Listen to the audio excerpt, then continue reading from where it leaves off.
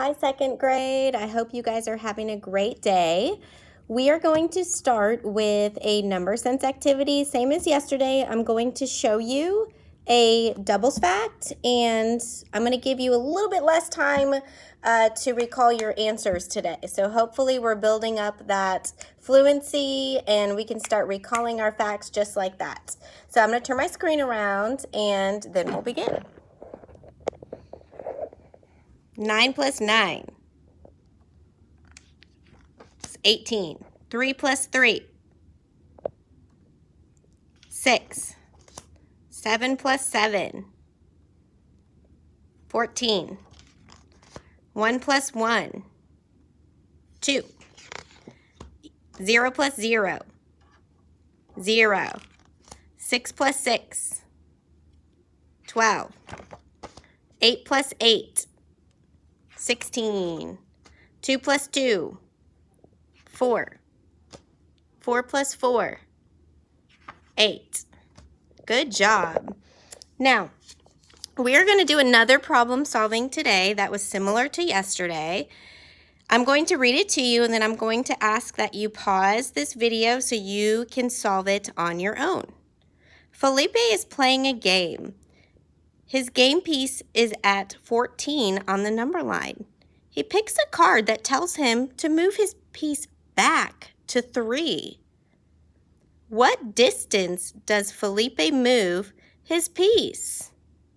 Draw on the number line to show how you know.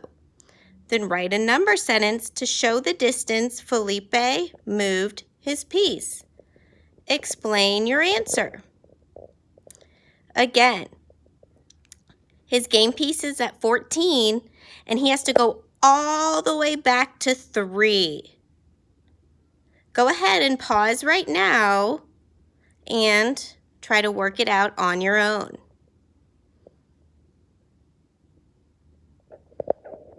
Okay. If you're at 14 and you have to move all the way to 3, you should have set up your number sentence. 14 minus something equals 3. Several different ways to solve this. You could start at 14 and count back how many spaces you get all the way to 3. And when you count back, if you draw little jumps here, it would take you 11 spaces to get to the 3. So 14 minus 11 equals 3. And you can always check this to see if it matches. Does 11 plus 3 equal 14? It sure does. So the answer is 11. He obviously picked a card that told him to move 11 spaces back all the way to 3. You might have drawn a picture. You might have drawn 14 circles, cross out 3 to see how many's left over, and you would still get the same answer, which is 11. Good job. Today, I think you will like the activity on the plans. You are going to get to play a little place value game, and I'm going to model it for you, and then you are going to try it on your own. If you do not have dice, like it says, you can make number cards, maybe 1 through 9 or 1 through 6, or you can even use, if your parents or someone in your house have a deck of cards, you can use these as well. Or if you don't have any cards or dice, just make up a 3-digit number. Just don't go higher to the thousands yet. We're just staying with numbers in the hundreds. So again, I'm going to turn my screen around and I'm going to explain the game to you. Okay, what you're going to do, guys, is roll a dice 3 times. So if my first roll I rolled a 2, I would put it in the 100 spot, 2. If my second roll I got a 3, I'd put it in the 10 spot.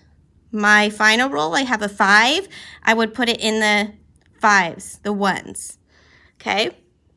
Now, when I draw the number, we draw big squares to represent our hundreds place, like our hundreds flat there.